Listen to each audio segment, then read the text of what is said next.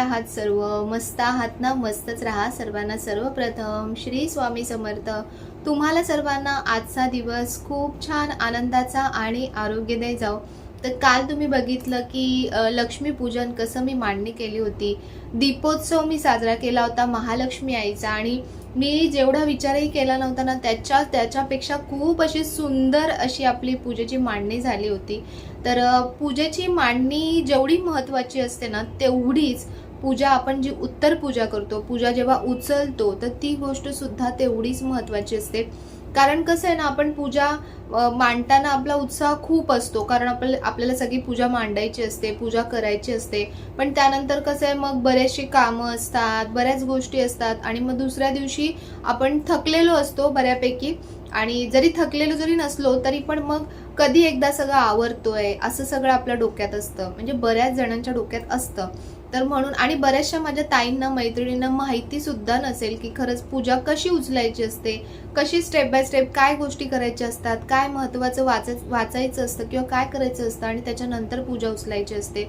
Direct जी आपण स्थापन केलेली असते, जेव्हा तुम्ही सत्यनारायणची पूजा बघत असाल, सत्यनारायणची पूजा जेव्हा करतात ब्राह्मण ते त्यानंतर उत्तर पूजेला ते दुसऱ्या दिवशी येतात स्वतः आणि त्यानंतर आपल्याकडून उत्तर पूजा करून घेतात किंवा उत्तर पूजेचे तांदूळ जे असतात ते आपल्याला देऊन जातात, अक्षदा. तर अशा प्रकारे काही त्यामध्ये सुद्धा काही नियम असतात, काही गोष्टी असतात की त्याच्यानुसारच पूजा उचलली पाहिजे, तर ती पूजा आपली सफळ संपूर्ण असं जे सुफळ संपूर्ण असं जे म्हणतात ना तशी होते, फळायला लागते. तर कारण पूजा उचलताना सुद्धा आपल्या हातून बऱ्याचशा चुका होऊ शकतात. तर म्हणून काय असं अशा गोष्टी करायच्या की ज्याच्याने आपल्या ज्या हातून जर काही चुकाही होत असतील तर त्याची माफी मागितली जाते किंवा कशा प्रकारे पूजा उचलायची. आणि लक्ष्मीपूजनची पूजा जी असते ती खूप मोठी आपण पूजा मांडतो, मोठी मांडणी असते. तर ती कशी उचलायची, तर हे मी आजच्या व्हिडिओमध्ये तुम्हाला दाखवणार आहे. तर चला. तर अशा प्रकारे पूजा बघा इतकी सुंदर झाली होती आणि तुम्हाला सर्वांना खूप आवडली. तर पूजेची उत्तर पूजा मी कशी केली ती मी आज तुम्हाला दाखवणार आहे. तर उत्तर पूजा करण्यासाठी सर्वात पहिले मी मोठं असं भांड म्हणजे परात घेतले की जेही सामान पूजेचं आहे ते व्यवस्थित सगळं एक एक करून सामान उचलायचंय सगळं. म्हणजे उत्तर पूजा करताना लगेच आपण घाई करायची नाहीये कुठल्या गोष्टीसाठी. तर सर्वात पहिले म्हणजे मी धूप लावून घेतला. त्यानंतर नैवेद्यासाठी थोडंसं दूध बनवून घेतलं. काही ना काही नैवेद्य साधा का होईना पण तुम्ही उत्तर पूजा करताना नेहमी दाखवत जा. देवांना कधीही तृप्त करूनच त्यानंतर पूजा आपण उचलायची असते. त्यानंतर धूप, दीप, आरती. आरती तुम्ही एक आरती घ्या किंवा नेहमीप्रमाणे जर तुम्हाला वेळ असेल तर तुम्ही सगळ्या आरत्या सुद्धा घेऊ शकता. तर महालक्ष्मी आईची जी आरती आहे ती मी आरती घेतली आणि त्यानंतर बघा आता आरती झाली. त्यानंतर जो आता नैवेद्य म्हणजे दुधामध्ये थोडीशी साखर घातली, थोडीशी वेलची पूड घातली. म्हणजे जसं आपलं मसाला दूध असतं तसं मी साधंच बनवलंय.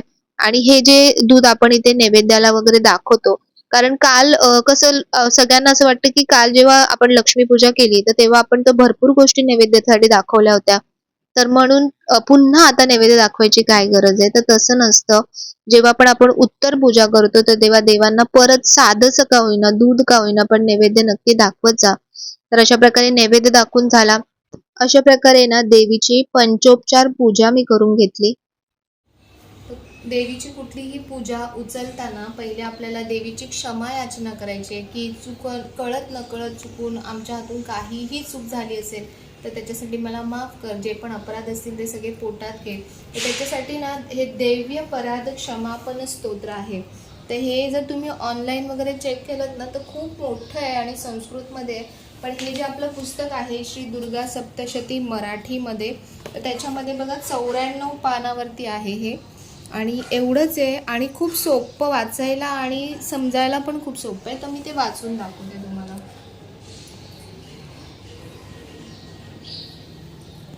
अपराध सहस्रो जे होती हातून माझिया, मागणी दास माफी दे मला तू परमेश्वरी. आवाहन न जाणे मी न जाणे विसर्जन, नेणे पूजन माफी दे मला तू परमेश्वरी. मंत्रहीन क्रियाहीन भक्तिहीन सुरेश्वरी, मी पूजन जे केले पावे साफल्य तव कृपे. शतापराधी जरी जो अंबिका नाम घेतसे, सद्गती लाभते त्याला ब्रह्माची देऊ ना शके. मी अपराधी शरण आलो हे जगदंबिके, दयेचे पात्र आहो गे जशी इच्छा तसे करी. अज्ञान विस्मृती भ्रांती गुणादी स्वतया गुणे जे करी माफ हो देवी प्रसन्न परमेश्वरी.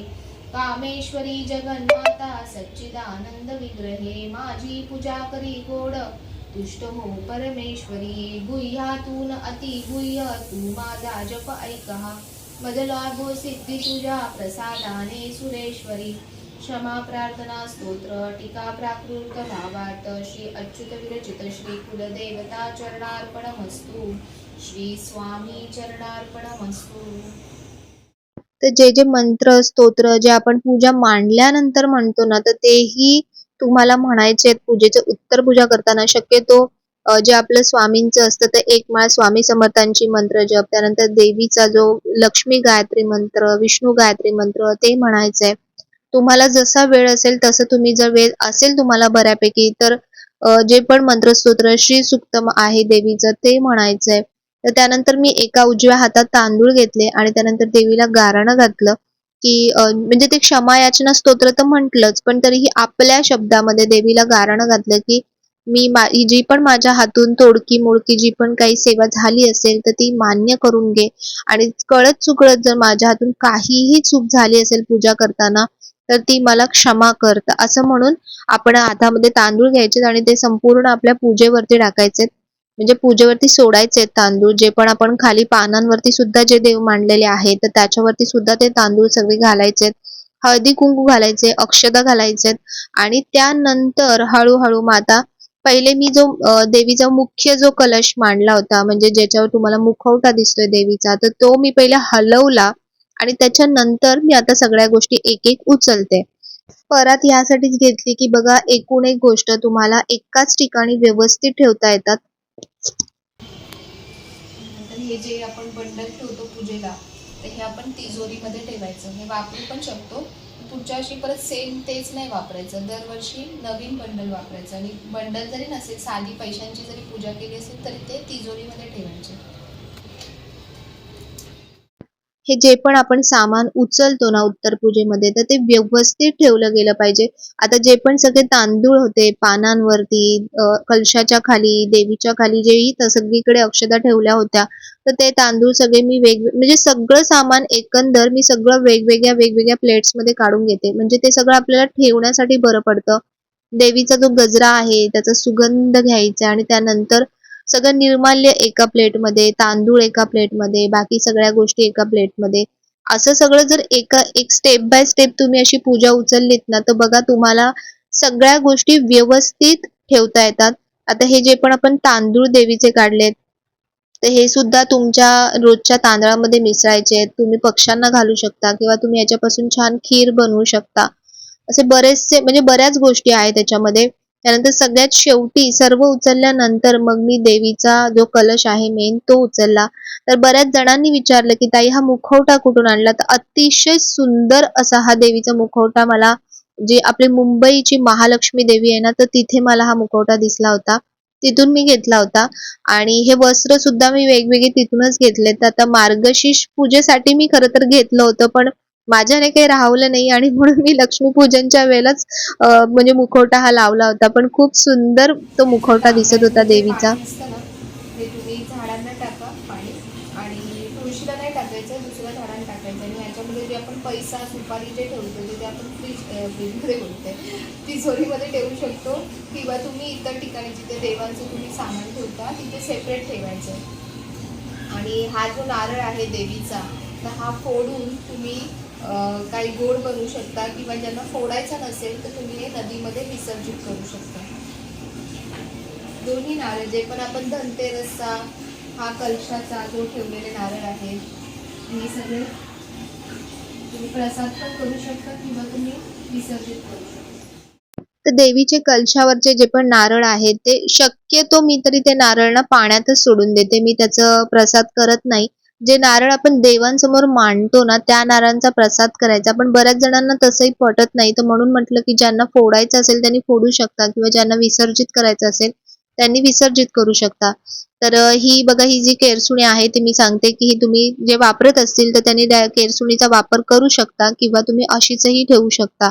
तर असं मधला कलश उचलल्यानंतर मग मी सगळ्या गोष्टी एक-एक उचलल्यात आणि काही जणांनी असंही म्हटलं की तुम्ही पूजा खाली जमिनीवर मांडली, तर पूजा जमिनीवर नाही मांडली. त्याच्यावर हे जाड असं एक वस्त्र अंथरलंय आणि त्याच्यानंतर त्याच्यावर पूजा मांडली आहे आणि देवींचा किंवा जे आपण देवी, मी माझी कुलदेवता मध्ये जी महालक्ष्मी आईची जी स्थापना केली होती, तर ते संपूर्ण वरती पाटांवरती केलेली आहे. जमिनीवरती नव्हती केली आणि खरं सांगायला गेलं तर धरतीपेक्षा श्रेष्ठ आणखीन काय असू शकतं?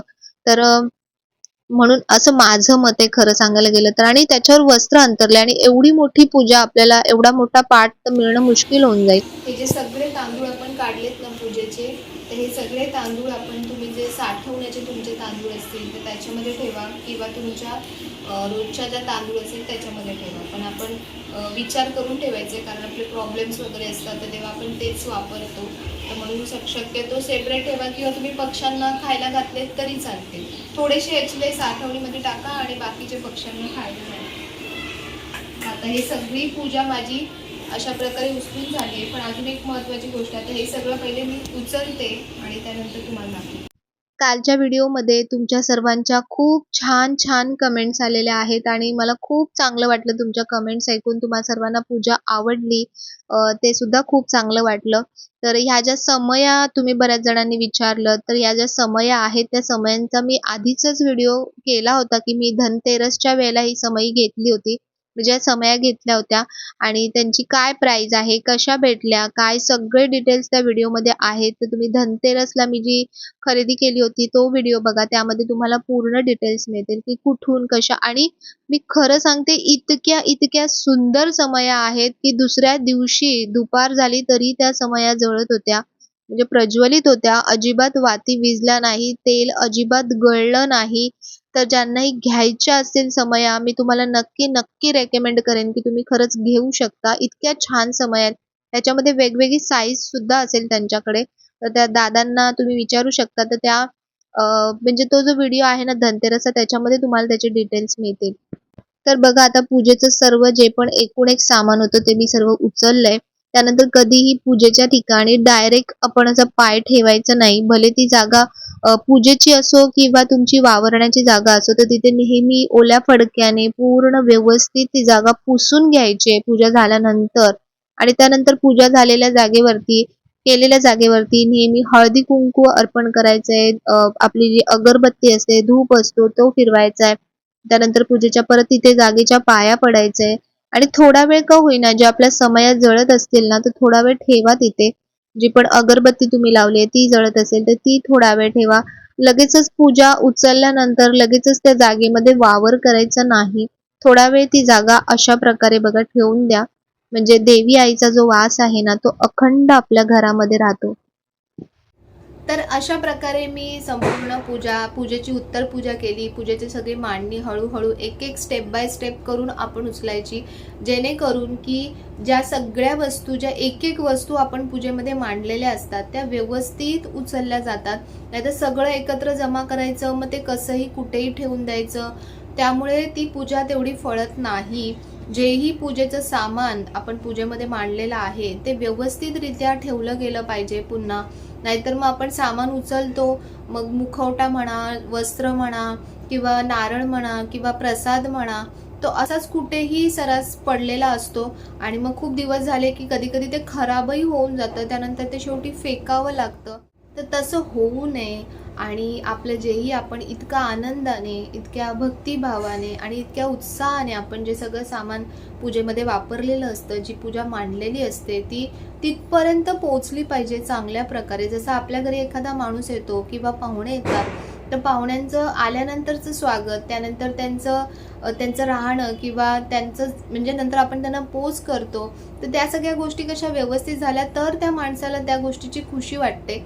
नाही तर तुम्ही फक्त आल्यावर स्वागत केलं आणि जाताना कसंही त्यांना जाऊ दिलं तर त्यांना ती गोष्ट तेवढी पोचणार नाही त्यांच्यापर्यंत, त्यांना तेवढा आनंद होणार नाही. तर तसंच आपल्या देवांचं सुद्धा असतं. आपण देवांचं आगमन करतो तर तसंच त्यांचं जाताना सुद्धा तसंच त्यांचं आदरातिथ्य झालं पाहिजे. तर म्हणून अशा प्रकारे जी लक्ष्मीपूजनची मांडणी आहे ती तुम्ही अशा प्रकारे उचलायची आहे. जेही सामान आपण वापरलंय, प्रसाद म्हणा, नारळ म्हणा, ते व्यवस्थित सगळं त्याचं हे झालं पाहिजे. कारण कधी प्रॉब्लेम्स येऊन जातात, म्हणजे मासिक पाळी येऊन जाते आपली किंवा काय, मग त्या गोष्टींना इथे तिथे हातबोट लागतो. तर असं होऊ नये म्हणून आधीच विचार करून ठेवा आणि त्याच्यानुसार त्या गोष्टी व्यवस्थित जागच्या जागी लगेच ठेवून द्या, म्हणजे त्या तशाच पडून राहणार नाहीत आणि तुम्हालाही पुढे त्या म्हणजे इथे तिथे पसारा होत नाही, त्रास होत नाही आणि त्या गोष्टी वेळेत जर तुम्ही व्यवस्थित ठेवल्या ना तर त्या तितक्याच स्वच्छ सुद्धा राहतात. तर म्हणून अशा प्रकारे पूजेची आजची म्हणजे मांडणी होती ती मी उचलली आणि उत्तर पूजा केली. जर तुम्हाला हा पूजेचा व्हिडिओ आवडला असेल, म्हणजे उत्तर पूजेचा व्हिडिओ जर आवडला असेल तर व्हिडिओला नेहमीप्रमाणे लाईक, शेअर आणि सबस्क्राईब नक्की करा. पुन्हा भेटूया आपण उद्याच्या नवीन व्हिडिओमध्ये. तोपर्यंत सर्वांना बाय आणि सर्वांना श्री स्वामी समर्थ.